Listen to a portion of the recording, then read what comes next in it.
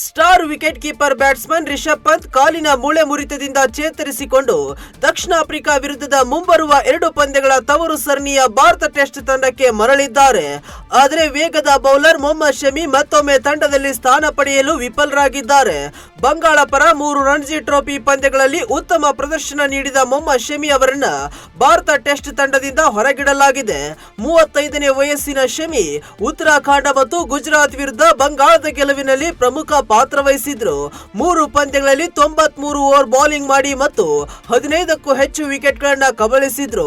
ದೇಶಿ ಕ್ರಿಕೆಟ್ನಲ್ಲಿ ಸ್ಪೆಲ್ಗಳ ನಡುವೆ ವಿರಾಮಗಳನ್ನ ತೆಗೆದುಕೊಂಡ ಕಾರಣ ಅವರು ಇನ್ನು ಮುಂದೆ ಟೆಸ್ಟ್ ಕ್ರಿಕೆಟ್ನಲ್ಲಿ ದೀರ್ಘ ಸ್ಪೆಲ್ಗಳನ್ನ ಬೌಲ್ ಮಾಡಲು ಸಾಧ್ಯವಾಗುವುದಿಲ್ಲ ಎಂದು ಆಯ್ಕೆದಾರರು ಭಾವಿಸಿರಬಹುದು.